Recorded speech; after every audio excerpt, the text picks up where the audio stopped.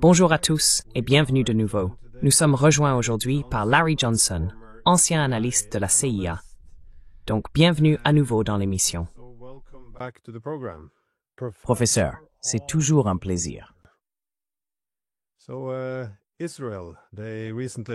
Donc, Israël a récemment lancé cette attaque contre Doha au Qatar, qui, je le rappelle, est un proche allié des États-Unis dans le Golfe.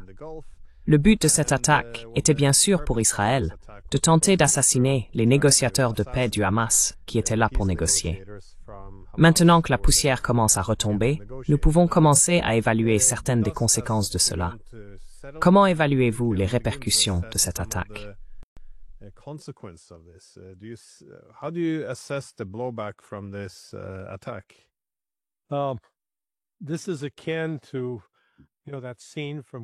C'est un peu comme cette scène du film Le Parrain 2, où Michael Corleone est chez lui, regarde par la fenêtre et tout à coup des coups de feu pleuvent dans sa chambre, et il traîne sa femme hors du lit pour la protéger. C'était une attaque avec les États-Unis, contrairement aux Émiratis ou aux Saoudiens. La base aérienne d'Al-Udeid est le quartier général avancé du commandement central des États-Unis. C'est aussi le siège de ce qu'on appelle le CAOC, le Centre combiné des opérations aériennes. Et ce CAOC réunit plusieurs pays différents et surveille tout le trafic aérien dans toute la région, de la Turquie, la Syrie, Israël, le Liban, jusqu'à l'Iran. Il couvre donc toute la zone.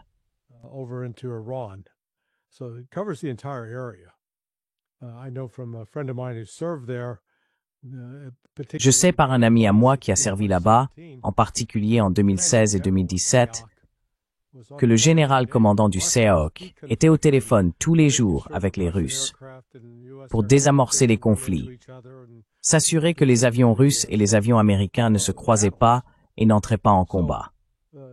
Ce n'était donc pas une relation ordinaire. C'était une relation profondément ancrée.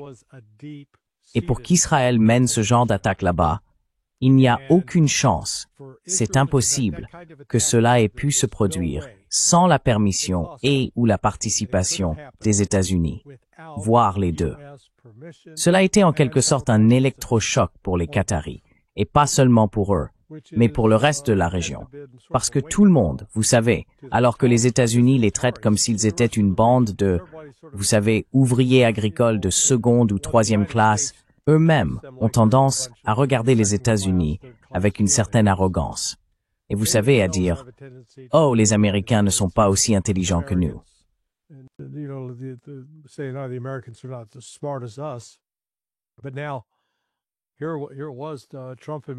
Mais maintenant, il y avait l'administration Trump qui a complètement trahi le Qatar.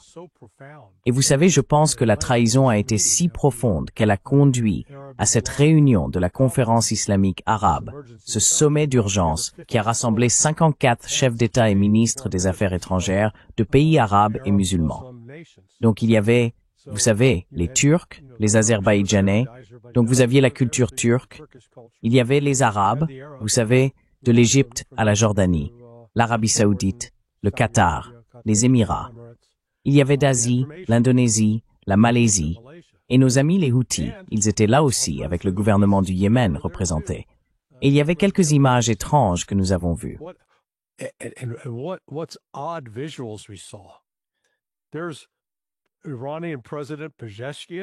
Il y a le président iranien Raïssi, avec le nouveau président syrien Al-Gilani, anciennement connu sous le nom d'Al-Jolani, le terroriste de l'EI, dont les forces, il y a 2 ans, attaquaient et tuaient des Iraniens. Donc, il ne s'agit pas de personnes qui avaient simplement des désaccords sur l'équipe de football à soutenir. Nous parlons de personnes qui dirigeaient des opérations militaires les unes contre les autres. De la même manière, la Turquie était là avec les Iraniens. L'Iran était très en vue, assis à la conférence avec le prince héritier Mohammed Ben Salman d'Arabie Saoudite, puis avec le président Sisi d'Égypte. Lors de l'annonce, nous allons rétablir les relations diplomatiques.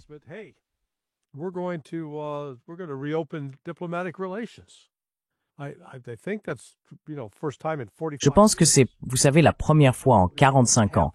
Donc, vous savez, presque un demi-siècle depuis la révolution iranienne. L'Égypte et l'Iran s'étaient séparés. Et maintenant, ils se rapprochent. Vous savez peut-être que ça suffit à qualifier Donald Trump à lui seul pour le prix Nobel de la paix, pour avoir rapproché l'Iran et l'Égypte. L'autre signe d'alarme signalé par cela, c'est que la Jordanie, après 34 ans, annonce maintenant une nouvelle campagne de conscription, recrutant de nouveaux soldats, enrôlant de nouveaux soldats pour renforcer ses forces. Donc dans l'ensemble, je considère cela comme un sérieux camouflet pour la diplomatie américaine.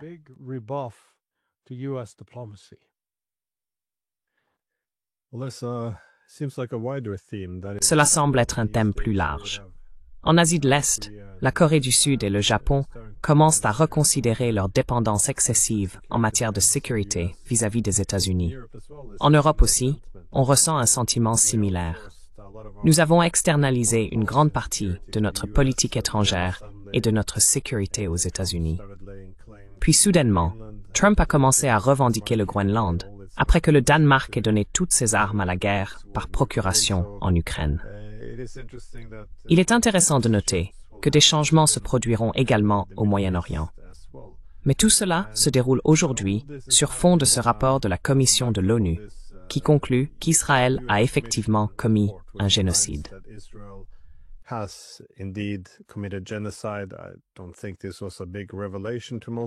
Je ne pense pas que ce soit une grande révélation pour la plupart des gens. Mais étant donné que ces rapports proviennent des Nations Unies, cela met effectivement une certaine pression sur tous les pays du monde pour qu'ils agissent. Je veux dire, il semble que l'UPMM ait changé de ton, passant d'un soutien enthousiaste et d'une complicité dans le génocide à une attitude désormais un peu plus prudente, cherchant à se laver les mains de toute l'affaire. Que cela ait ou non une réelle importance, ou que ce ne soit que du théâtre politique, je n'en suis pas certain. Comment voyez-vous les conséquences du rapport de l'ONU?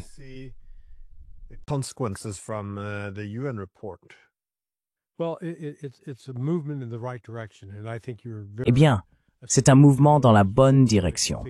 Et je pense que vous avez raison de souligner que c'est davantage du théâtre politique que du contenu réel. Commençons d'abord par le sommet islamo-arabe et la déclaration qu'ils ont publiée. Dans celle-ci, ils évoquent la prise de mesures conjointes pour faire exclure Israël des Nations Unies, ce qui, à la lumière de ce rapport, signifie qu'il pourrait effectivement y avoir un certain élan derrière ce mouvement pour que cela se produise.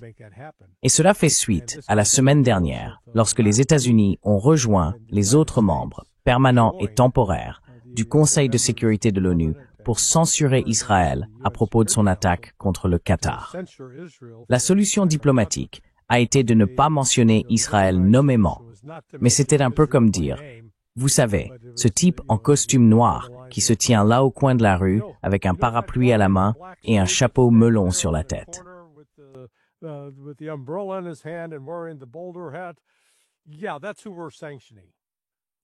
Oui, c'est eux que nous sanctionnons. Et ils disent, oh, tu veux dire aide? Non, non, ne dis pas le nom. Tant que tu ne dis pas le nom, c'est comme Voldemort. Ne dis pas le nom, mais on sait de qui il s'agit. Donc, c'était la première fois. Je ne me souviens pas de la dernière fois qu'Israël a été sanctionné au Conseil de sécurité de l'ONU. Il semble donc qu'il y ait enfin une volonté politique en développement parmi le Conseil arabe islamique et les pays des BRICS. Je maintiens que les BRICS et le Conseil arabe islamique, en agissant ensemble, pourraient arrêter la guerre à Gaza, arrêter le génocide, en déclarant un embargo économique total et complet sur Israël, le mettre à l'arrêt, couper tout commerce avec lui. Ce qui est curieux, c'est qu'Israël lui-même parle maintenant du fait de devoir, je cite, s'en sortir seul, qu'il va devoir survivre seul.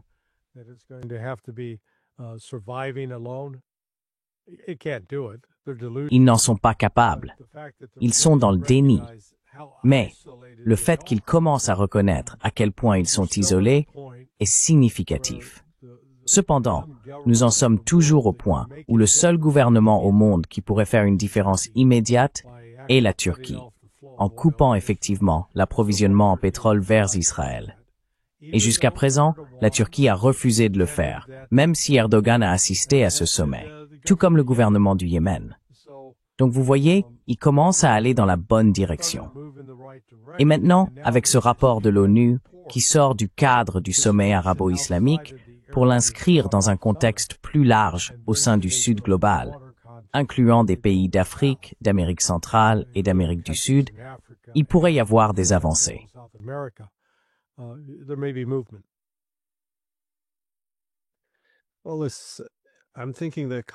Je pense cependant que les pays de la région doivent percevoir les implications plus larges, car il ne s'agit pas simplement d'un massacre de masse à Gaza. Cela s'est également étendu au renversement du gouvernement en Syrie, à la destruction partielle de la Libye, aux attaques contre la Syrie, aux attaques fréquentes contre le Yémen. On voit des dirigeants israéliens commencer à parler du Grand Israël, où ils présentent simplement une carte en s'appropriant une partie des pays voisins. Bien sûr, il y a l'attaque contre l'Iran. Tout cela doit certainement rendre certains acteurs régionaux un peu inquiets et préoccupés. D'autant plus qu'il ne semble pas qu'Israël agisse ici par force.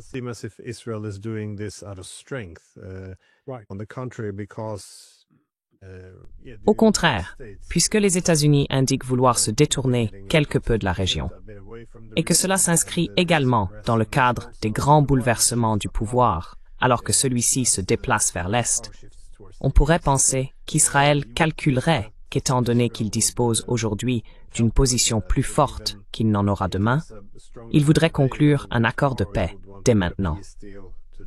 Mais au lieu de cela, ils semblent viser une victoire totale sur tout le monde, alors que leur principal allié, les États-Unis, conserve encore, je suppose, une présence dominante dans la région. Mais cela commence à ressembler à un état suicidaire, car il est très difficile d'imaginer comment cela pourrait bien se terminer pour Israël.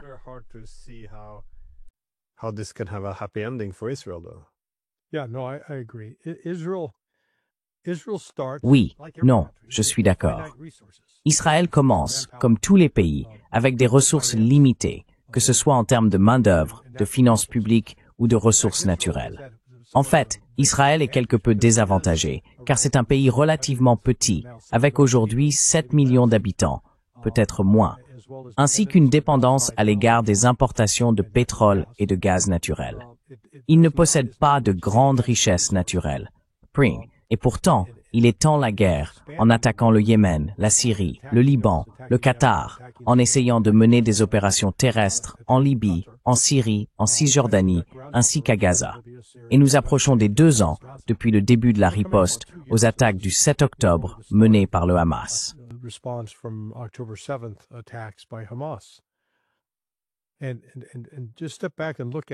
Et prenons un peu de recul pour examiner la situation. Vous savez, on entend beaucoup de critiques sur la Russie par rapport à l'Ukraine de la part de personnes comme le général Kellogg. L'autre jour, par exemple, « Oh, l'Ukraine est en train de gagner. La Russie perd, parce que la Russie ne prend qu'un petit peu de territoire. » D'accord, appliquons ce raisonnement à Gaza. À Gaza, on a une zone de quoi? Environ 25-28 miles carrés. Ce n'est pas une grande superficie. Ou alors c'est, vous savez, 20 miles de long sur 5 milles de large, ce qui ferait plutôt 100 000 carrés. Mais malgré tout, c'est une zone contenue. Ce n'est pas une zone ouverte. En gros, les Israéliens l'ont encerclée. Les combattants du Hamas sont dans une position où ils ne peuvent pas simplement recevoir régulièrement des cargaisons d'armes par voie aérienne ou maritime.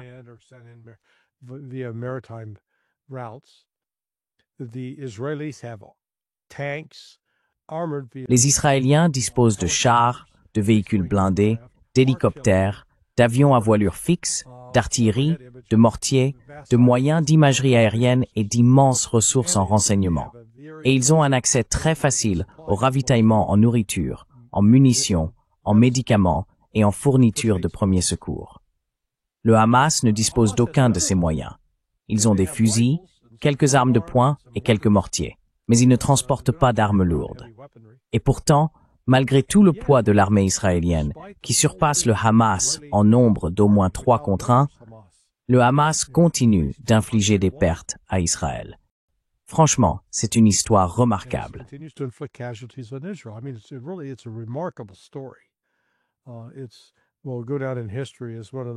Cela restera dans l'histoire comme l'un des efforts les plus héroïques, peut-être tragiques, contre la tyrannie dans l'histoire de l'humanité.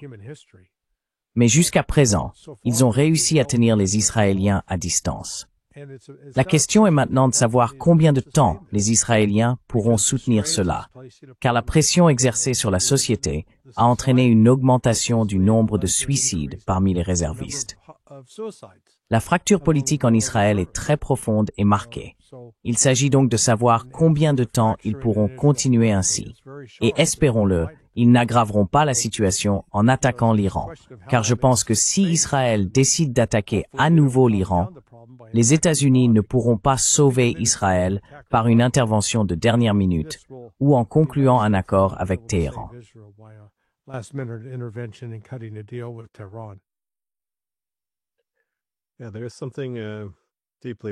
Oui, il y a quelque chose de profondément irrationnel ici. J'ai eu une conversation avec un journaliste israélien, Gideon Levy, qui faisait remarquer que plus le monde se retourne contre Israël, plus cela alimente cette mentalité d'assiégé, selon laquelle le monde est contre eux et que c'est injuste, et c'est pour cela qu'ils doivent rester forts. Donc, cela alimente en quelque sorte cette politique très irrationnelle.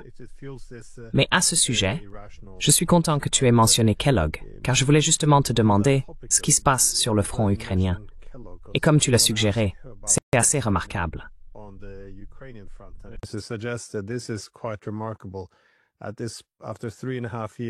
Après 3 ans et demi de guerre, nous avons maintenant le général Keith Kellogg, qui déclare que les Russes sont en train de perdre la guerre. Je veux dire, c'est tout simplement incroyable. Je sais que l'objectif clé dans la guerre de l'information, et c'est une guerre de l'information très puissante, est de maintenir la guerre, d'obtenir le soutien du public pour la guerre. Donc, il faut toujours dire que les Ukrainiens sont en train de gagner, que les Russes subissent d'énormes pertes. Mais malgré tout, l'ensemble de son discours, encore une fois en exagérant les pertes russes et en minimisant celles des Ukrainiens, il a fait le commentaire que la Russie sortait des chars des musées. C'est vraiment très étrange.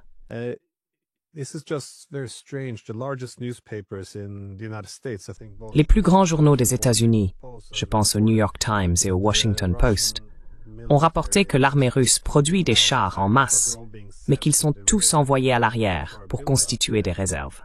Et soudain, il arrive ici et dit non, non, non. Ils sortent des chars des musées de la Seconde Guerre mondiale parce qu'ils n'ont plus rien. Je veux dire, c'est... Et comment interprétez-vous cela? Est-ce lui? Au final, cela ne peut s'expliquer que par la stupidité ou la volonté de provoquer. Comment l'expliquez-vous? Vous ne pouvez tout de même pas croire ce qu'il raconte.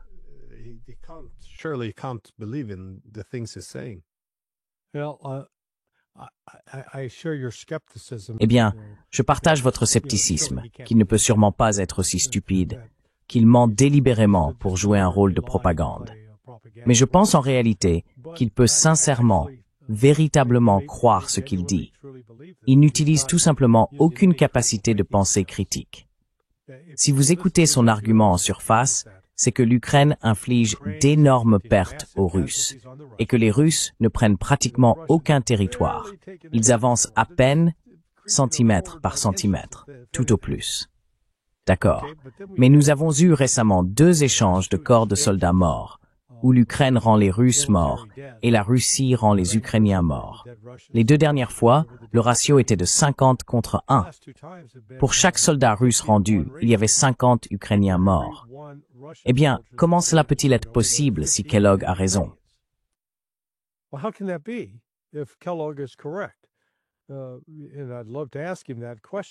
Et j'aimerais vraiment lui poser cette question pour entendre sa réponse.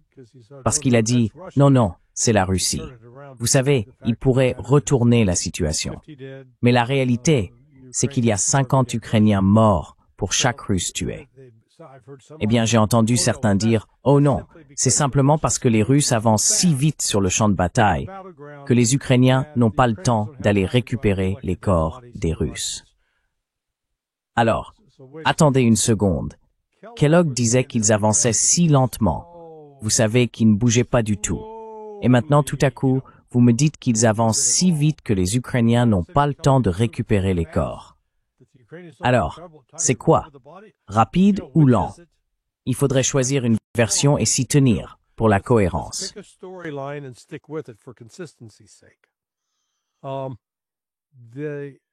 Peu importe vraiment ce qu'il dit ou ce qu'il croit, car cela ne changera pas la réalité sur le terrain. Tout ce que cela va faire, c'est provoquer une plus grande inquiétude en Occident lorsque l'effondrement total commencera. Et cet effondrement pourrait ne pas être très loin. Déjà, au cours des 2 dernières semaines, encore une fois, vous savez, Kellogg ne semble pas croire le général Syrski, qui a déclaré que la Russie dispose d'un avantage de 3 contre 1 en effectif le long du front. Comment ça s'est-il produit? Parce que si l'on remonte 3 ans et demi en arrière, c'était l'Ukraine qui bénéficiait d'un avantage de 2 ou 3 contre 1 en nombre de soldats, pas la Russie. Donc, la situation s'est complètement inversée. Et une partie de la raison pour laquelle cela s'est complètement inversé, c'est à cause des pertes catastrophiques subies par l'Ukraine.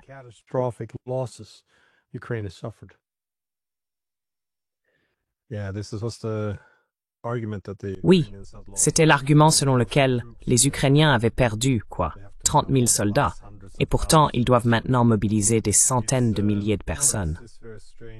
C'est cette étrange et fausse empathie envers l'Ukraine, où l'on minimise toutes les horreurs qui se produisent, des pertes sur la ligne de front à la conscription brutale des Ukrainiens. Je veux dire, même les sondages montrent que les Ukrainiens souhaitent des négociations immédiates pour mettre fin à tout cela. Rien de tout cela n'apparaîtra dans les médias. Rien de tout cela ne sera mentionné par des gens comme Kellogg, car tout cela sape le soutien public à l'effort de guerre.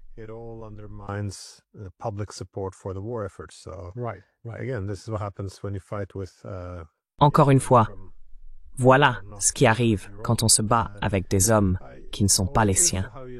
J'étais curieux de savoir comment tu évalues toute la situation des drones maintenant, car, encore une fois, la guerre de l'information fait rage de tous côtés. Donc il faut être un peu prudent avec les informations.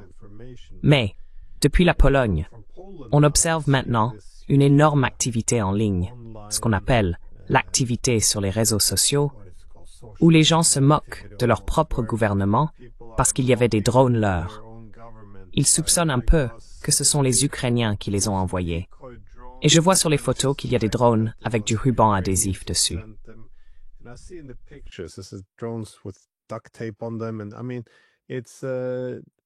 Et je veux dire, il ne semble pas que tout le monde soit complètement convaincu. Et encore une fois, je ne suis pas un expert en armement, mais j'aurais pensé que si on voulait vraiment convaincre tout le monde et éviter toute spéculation ou théorie du complot, alors pourquoi ne pas mener une véritable enquête à ce sujet? Mais au lieu de cela, quelqu'un pointe du doigt la Russie. Et dans ce climat, qui peut dire, sommes-nous vraiment sûrs de cela? Ne devrions-nous pas examiner la situation de près? Je veux dire, cela fait de vous un pro-russe. Vous devenez un défenseur de Poutine. On n'a pas le droit de critiquer la moindre accusation. Du coup, ce sont les extrémistes qui contrôlent le débat. Mais comment évalues-tu cette situation avec les drones?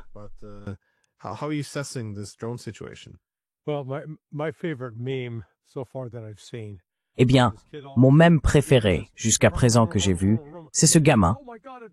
Il entend soudainement quelque chose et il dit « Oh mon Dieu, un drone !» Puis il se baisse. Et la scène suivante, c'est quelqu'un qui traîne sa valise sur des pavés. Donc c'était la valise, pas le drone. Il est maintenant clair qu'il s'agissait d'une opération ukrainienne conçue pour tenter de créer une provocation afin de pousser la Pologne puis l'OTAN à entrer en guerre. C'est un signe du désespoir de l'Ukraine.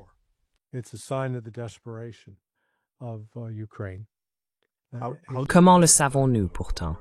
Quelles informations avons-nous obtenues jusqu'à présent? Oui, parce que lorsque vous regardez où certains des drones, comme vous l'avez justement noté, du ruban adhésif, étaient des drones qui s'étaient écrasés à l'intérieur de l'Ukraine. Et puis, vous savez, je fais ici un saut analytique, mais je suis très confiant qu'il n'y avait aucune autre raison ou objectif à cela.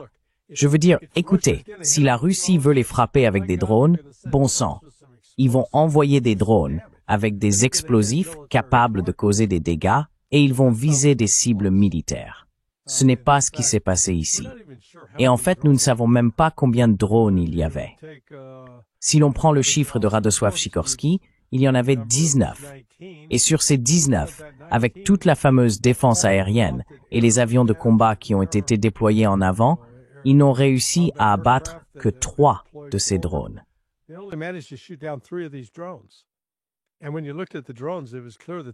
Et quand on regardait les drones, il était évident qu'ils avaient été, on aurait dit qu'ils avaient été récupérés sur le champ de bataille, ou après des attaques en Ukraine, puis réutilisés. Vous savez, ils étaient rafistolés avec du ruban adhésif. Ce n'étaient pas des drones sophistiqués. Ensuite, on en vient à toute la question de savoir pourquoi la Pologne et ses partenaires de l'OTAN utilisent des systèmes d'armes qui coûtent des centaines de milliers, voire des millions de dollars pour abattre des drones qui valent, vous savez, peut-être $5,000, voire moins. Je veux dire, ce n'étaient vraiment pas des modèles coûteux. Donc, économiquement, ça n'a pas de sens. Mais la tentative a échoué. Vous vous souvenez, la Russie, dès le début, a dit « Nous n'en savons rien, mais écoutez, nous sommes prêts à nous asseoir et à en discuter avec vous. »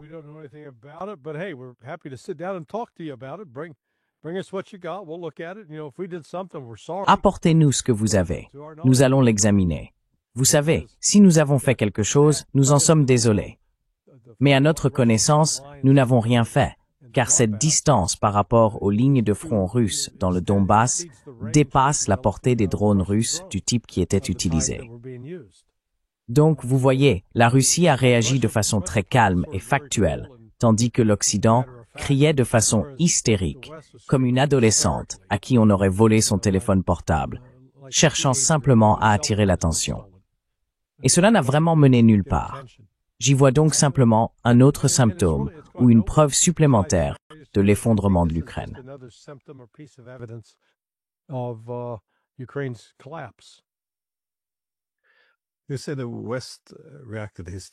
Vous dites que l'Occident a réagi de façon hystérique, mais je suppose que, plus précisément, vous diriez que ce sont les Européens qui ont agi de manière hystérique, car ils se sont un peu énervés contre Trump, puisqu'il n'a pas participé à la vague de haine et à la panique.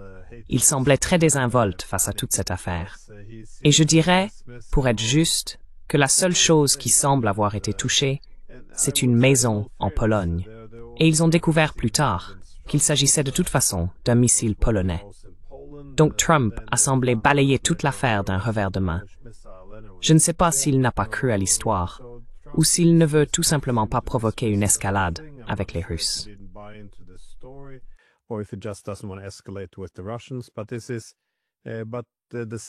Mais le désir des Européens d'obtenir une réaction forte de la part des États-Unis est en quelque sorte un indicateur de leur position dans toute cette affaire.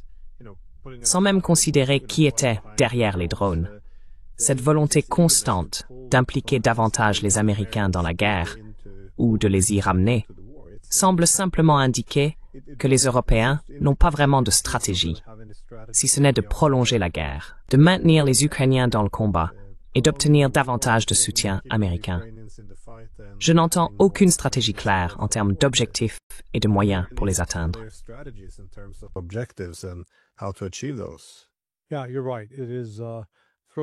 Oui, tu as raison. C'est vraiment jeter de la gelée contre le mur en espérant que quelque chose tienne. Et peut-être que ce sera notre plan. L'Europe a perdu la capacité de produire en quantité industrielle des systèmes d'armes qui lui permettraient de maintenir l'Ukraine dans le combat contre la Russie, avec la possibilité de remplacer les pertes, qu'il s'agisse d'obus d'artillerie, de batteries de missiles Patriot ou de missiles Storm Shadow. Tu sais, choisis ton système d'armes préféré. Aucun des pays, ni l'Allemagne, ni la France, ni le Royaume-Uni, ni les États-Unis, n'a la profondeur industrielle nécessaire pour produire ces armes en grande quantité ou pour augmenter la production bien au-delà de ce qu'elle est actuellement.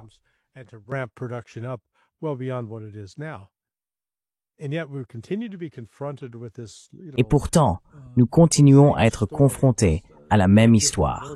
Seuls les couplets changent. Le couplet 1 en 2022 était « Oh, les Russes vont bientôt manquer de missiles, d'un jour à l'autre. Ils ne peuvent pas continuer comme ça. » Puis cela a été suivi de « Oh, ils sont obligés de cannibaliser des machines à laver et des réfrigérateurs pour récupérer des puces électroniques parce qu'ils n'en ont pas assez pour leurs missiles. » Voilà pour 2022 et le début de 2023.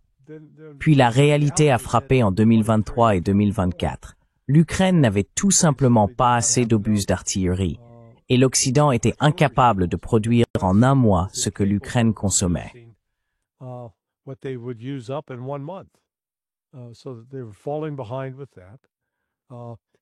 Ils prenaient donc du retard à ce niveau-là. Les batteries de missiles Patriot étaient détruites, puis ils se sont rendus compte qu'il fallait effectivement tirer 2 missiles Patriot, voire 4, pour abattre une roquette ou un missile russe entrant. Sauf que Lockheed Martin n'en produit que 550 à 600 par an. On ne parle pas des lanceurs, mais bien des missiles eux-mêmes. Donc, dès le départ, ils peuvent produire 550 missiles, alors que la Russie peut lancer, en une seule journée, 810 drones et missiles. La Russie dispose donc de la capacité militaire et industrielle totale pour submerger complètement l'Occident, à un point tel que l'Occident ne peut pas rivaliser.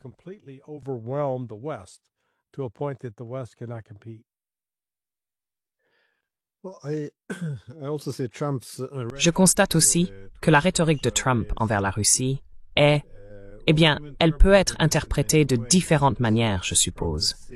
Comme vous l'avez probablement vu, il demande aux Européens d'imposer des sanctions secondaires complètes sur tout le pétrole russe. Ils doivent se couper totalement, mais aussi arrêter d'acheter à l'Inde ou à tout autre pays. Et encore une fois, il propose également de sanctionner l'Inde et tous les autres pays qui commercent avec la Russie. Dans ce tweet ou ce message sur les réseaux sociaux, il écrivait qu'il était prêt à aller jusqu'au bout avec les sanctions et à vraiment écraser la Russie.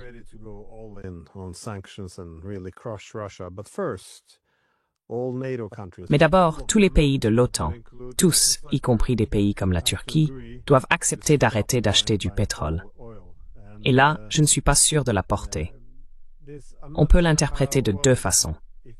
Soit il fait un coup de bluff pour que les Européens portent la responsabilité de ne pas vouloir aller jusqu'au bout, soit il cherche à se donner une image anti-russe sans avoir à agir concrètement.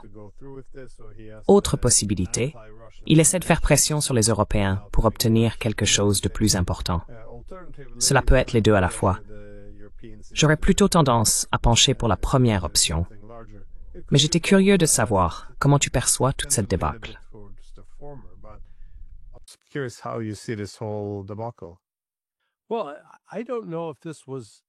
Eh bien, je ne sais pas si c'était la stratégie de Trump dès le départ. Je pense que notre ami Alex Cranor dirait, vous savez, il dirait, tu vois, j'avais raison. J'aime Alex et sa volonté de supposer que Trump est peut-être plus intelligent qu'on ne le pense. Je suis dans un camp un peu différent. Je ne pense pas que Trump ait naturellement planifié les choses ainsi, mais il a certainement su tirer parti de la tournure des événements. Et ce que je veux dire par là, c'est qu'il a maintenant complètement mis la responsabilité sur l'Europe.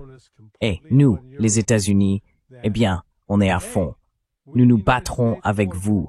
Nous fournirons l'Ukraine jusqu'au bout. Mais c'est à vous d'y aller en premier. C'est à vous de mettre l'argent. C'est à vous de fournir les missiles. C'est à vous d'imposer les sanctions. C'est à vous d'en subir les conséquences. Et ensuite, nous vous rejoindrons. Et l'Europe répond, « Oh, attendez une seconde. Non, non. »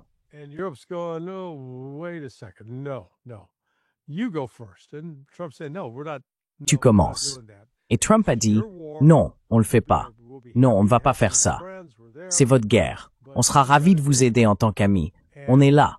Mais c'est à vous de le faire. » Et tu sais, quel que soit le consensus qui pouvait exister avant, il a complètement volé en éclats. C'est fragmenté. Et donc personne, prend le Royaume-Uni par exemple. Ils viennent de signer un accord de libre-échange avec l'Inde, compte tenu de leur histoire coloniale avec l'Inde. Et Tu sais, Starmer dit, je ne vais pas revenir en arrière. On ne va pas aller dire aux Indiens, allez vous faire voir, on a changé d'avis, on va faire ce que veulent les États-Unis. Donc Glenn, je pense que c'est juste un exemple de plus de la façon dont ce qui était l'hégémonie américaine sur les plans économiques, politiques et militaires a changé.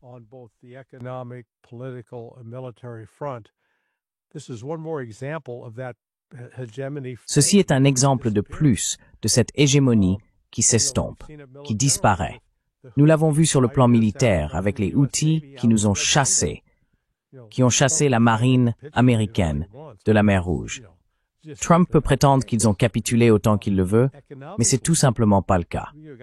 Sur le plan économique, l'Inde et la Chine vendent leurs bons du Trésor américain et commencent à effectuer des transactions commerciales avec de grandes entreprises, tant au sein des BRICS qu'en dehors, sur la base de leurs propres monnaies respectives. Ainsi, la demande pour le dollar a disparu. Et nous avons quelques preuves que c'est effectivement le cas. Selon les données enregistrées jusqu'en juin 2025, le nombre de transactions SWIFT a diminué de 15% par rapport à 2024. Eh bien, c'est un chiffre significatif.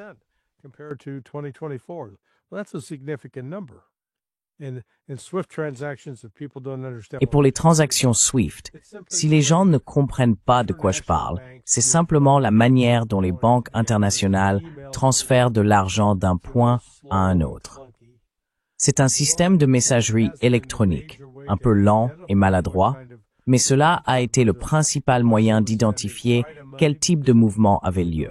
Par exemple, si la Russie envoyait de l'argent à la Chine, car cela passait généralement par le dollar. Ils devaient acheter ou vendre des dollars pour envoyer des dollars. Tout cela est en train de changer.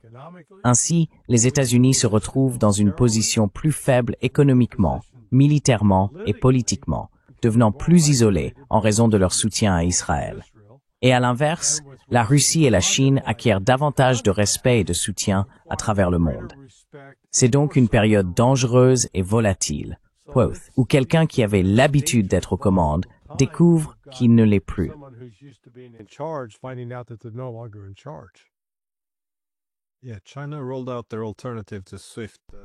Oui, la Chine a lancé son alternative à SWIFT. Je crois que c'était en 2015, en grande partie, selon moi, en réaction à ce qui se passait en Crimée. Car c'est à ce moment-là que l'Occident a coupé la Crimée de SWIFT. Et c'était assez ironique, parce qu'ils disaient que la Crimée était sous occupation. Donc ils n'ont pas coupé le reste de la Russie, ils ont juste coupé la partie qu'ils considéraient comme occupée. C'était donc une approche étrange, mais la Russie a aussi maintenant propre alternative à l'Occident, et cela a également des répercussions pour les États-Unis.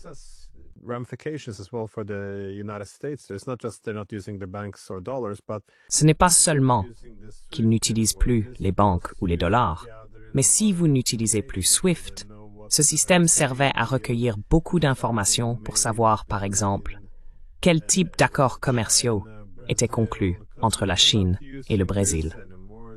Parce que s'ils ne l'utilisent plus, ils perdent ces informations et la capacité de préparer efficacement les agriculteurs américains à ce qu'ils peuvent raisonnablement attendre en termes de demande. Ils ne peuvent vraiment pas faire cela sans avoir une vue d'ensemble claire des chiffres. Cela a de nombreuses répercussions à long terme. Je ne pense pas qu'ils aient vraiment réfléchi à toutes les conséquences. Et il n'y a pas que la Russie. Le monde entier se dit maintenant, nous pourrions être les prochains.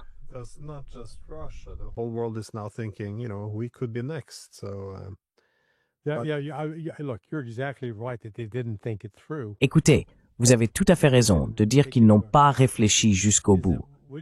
Une chose qu'ils n'ont pas prise en compte, c'est que lorsque vous faites des échanges en dollars, prenons l'exemple de la Chine qui veut acheter du soja. Disons maintenant qu'ils achètent du soja au Brésil. Dans l'ancien système, ils achetaient déjà leur soja au Brésil. Mais la Chine allait sur le marché libre, achetait des dollars, puis envoyait ces dollars au Brésil. Ensuite, le Brésil pouvait garder les dollars, les convertir dans une autre devise ou les envoyer à l'étranger. C'était avant. Ce qui se passe maintenant, et cela s'est produit au cours des 3 derniers mois, c'est que la Chine a annulé ses contrats d'achat de soja aux États-Unis à cause des droits de douane pour manifester son mécontentement et a transféré toute cette activité vers le Brésil.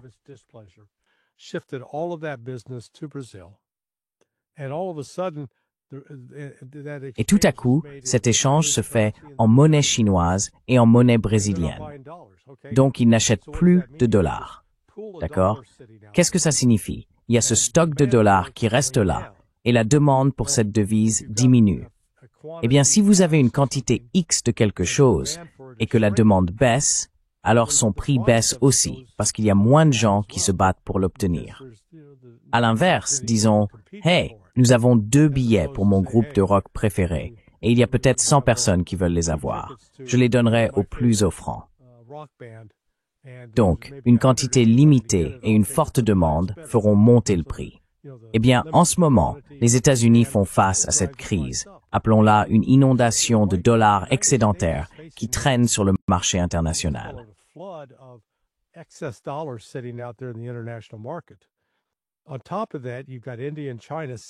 En plus de cela, l'Inde et la Chine se débarrassent de leurs bons du Trésor américain. Ce que cela provoque, c'est une augmentation de l'offre de dollars au point que le prix du dollar baisse. Le dollar a moins de valeur parce qu'il y en a trop en circulation. C'est une bonne nouvelle si vous produisez quelque chose aux États-Unis que vous souhaitez vendre à l'étranger, car cela signifie que ce que vous vendez à l'étranger est moins cher. Mais supposons que je veuille être distributeur de vin pour Great Wines of New Zealand. L'année dernière, une caisse de vin coûtait 15 $. Cette année, elle coûte désormais 20 $. Je dois payer 20 $ pour l'obtenir, simplement parce que le dollar vaut moins. Eh bien, cela signifie que si je veux vendre ce vin aux États-Unis, le prix va augmenter. Et c'est ce qui contribue à déclencher l'inflation, ce que les États-Unis connaissent actuellement.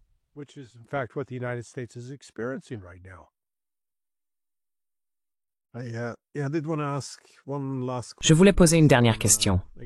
Encore une fois, il y a beaucoup d'évolutions sur la carte en ce moment, comme vous le voyez, en Ukraine. L'ensemble du front de Zaporizhia, au sud, semble s'effondrer rapidement, mais on voit aussi Siversk, prise en tenaille, Kupiansk en tenaille, Pokrovsk en tenaille, et il se passe également quelque chose autour de Konstantinovka. Je ne suis pas sûr qu'il s'agisse déjà d'une véritable tenaille, mais on peut voir les développements en cours. À chaque fois, les Ukrainiens subissent des pertes encore plus importantes en tentant de redresser la situation, ce qu'ils n'arrivent pas à faire. Bien sûr, lorsque tout s'effondre, on constate une flambée des pertes.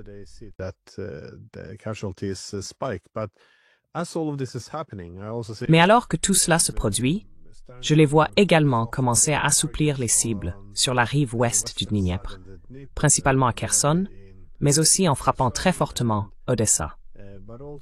Il semble qu'ils se préparent au moins à effectuer une traversée partielle à Kherson pour prendre certaines îles.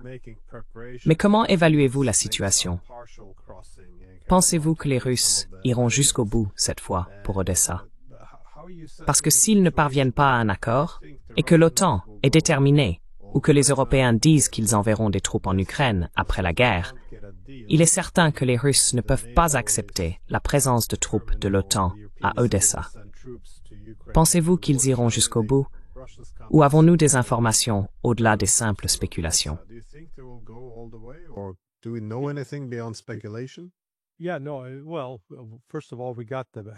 Oui, non.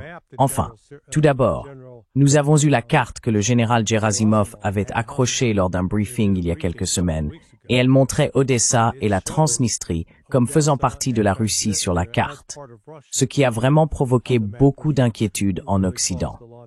Je n'ai pas remarqué la Transnistrie cependant.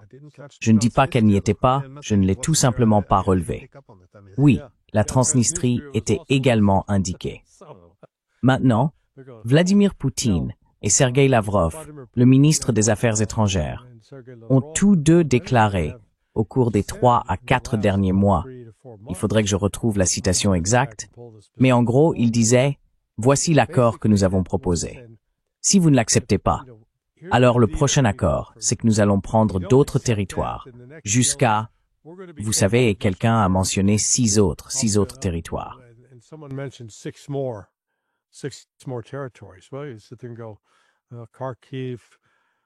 Eh bien, vous pouvez aller à Kharkiv, Dnipropetrovsk, Mykolaïv, Odessa, Transnistrie, vous savez. Donc cela va s'additionner. Je crois fermement qu'avant la fin de tout cela, la Russie possédera tout le territoire à l'est du Dniepr et aura également capturé et pris le contrôle de Kiev, car Kiev est tellement importante dans l'histoire russe. C'est vraiment le début, la naissance de la Russie. Et donc je ne les vois pas abandonner cela. Ils ont essentiellement adopté l'attitude suivante. Nous avons donné à l'Ukraine toutes les chances possibles de se rendre, de conclure un accord. Je me souviens de ma conversation avec le juge Napolitano et Mariona Fall lorsque nous avons parlé avec Sergei Lavrov en mars.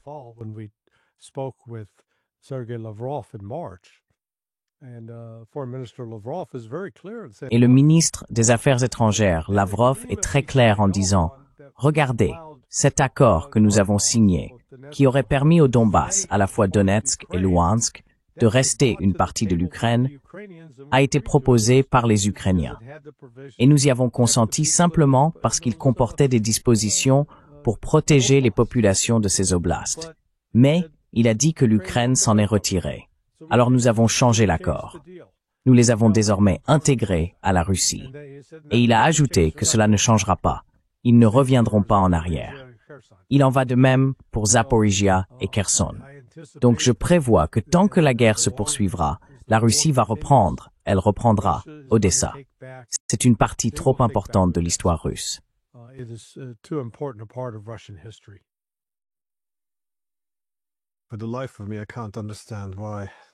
Pour ma part, je n'arrive pas à comprendre pourquoi il n'y a pas plus de volonté du côté occidental ou de la part de Zelensky de trouver un compromis. Je veux dire, s'ils perdent aussi Odessa, l'Ukraine deviendra un pays enclavé. Et imaginez ce que cela signifie en termes de problèmes humanitaires. Des gens qui quittent leur foyer et sont déplacés. Il sera tout simplement impossible pour l'Ukraine de se relever en tant que pays si elle perd aussi Odessa. Le pays tout entier pourrait se fragmenter. C'est incroyable qu'ils ne voient pas cela. Je veux dire, il n'y a pas de voie vers la paix. Ce n'est pas une voie vers la victoire ici. Donc je ne comprends tout simplement pas cette réticence, même à parler aux Russes du côté européen. Cela n'a absolument aucun sens. C'est extrêmement frustrant à observer. Et pendant ce temps, ils font tout cela sous la bannière de « Maintenant, nous soutenons l'Ukraine ». Vous savez, comme jusqu'au dernier Ukrainien. C'est très très sombre.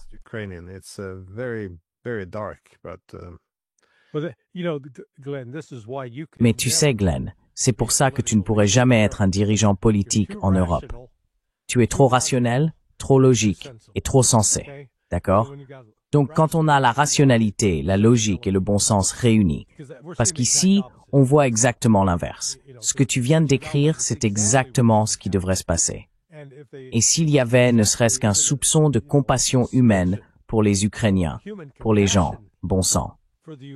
Mais tout au long de ce processus, nous avons vu l'Occident provoquer sans cesse la Russie et la pousser parce qu'il n'a absolument aucune envie de vivre en paix avec la Russie.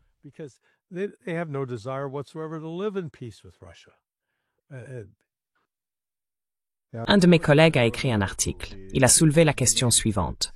Si nous envoyons plus d'armes et que la seule chose que nous puissions accomplir est que l'Ukraine perde plus lentement et donc perde plus d'hommes, est-ce que cela en vaut la peine? Et il a été attaqué pour cela. C'est anti-ukrainien. Bienvenue dans l'Europe post-rationnelle.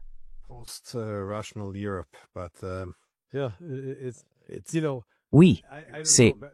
Vous savez, je ne sais pas. Enfin d'accord, c'est vous l'historien. Dites-moi, en relisant l'histoire de la Première Guerre mondiale, les récits de la Seconde Guerre mondiale, vous est-il déjà arrivé de vous demander comment les gens pouvaient-ils penser ainsi? Ou n'auraient-ils pas pu voir ce qui se préparait?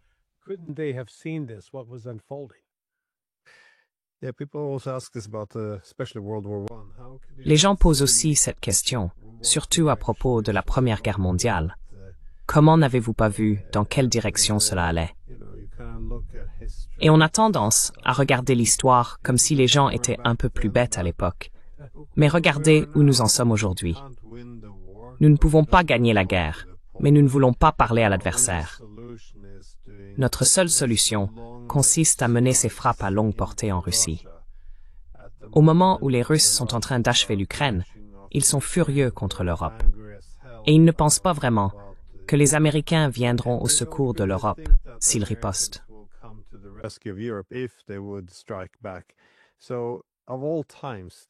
Alors, c'est précisément maintenant qu'on va lancer des frappes directes contre la Russie, attaquer la plus grande puissance nucléaire du monde. Nous savons qu'ils considèrent cela comme une menace existentielle. Et même si cela devait réussir, ils ne disparaîtraient pas sans réagir. Ils utiliseraient tout ce qu'ils ont à leur disposition, y compris des armes nucléaires. Alors, quelle est la stratégie? Mais je n'ai jamais entendu personne, aucun homme politique en Europe, parler de stratégie. Qu'est-ce que vous voulez accomplir? Comment cela peut-il être accompli? Rien. Ce ne sont que des slogans. C'est extrêmement irresponsable. Mais oui, j'ai déjà pris un peu trop de votre temps. Non, non, non. C'est toujours un plaisir de discuter avec vous et d'avoir également votre point de vue. Je vous remercie donc pour l'invitation. De science venue. Très bien, mon ami. Au revoir.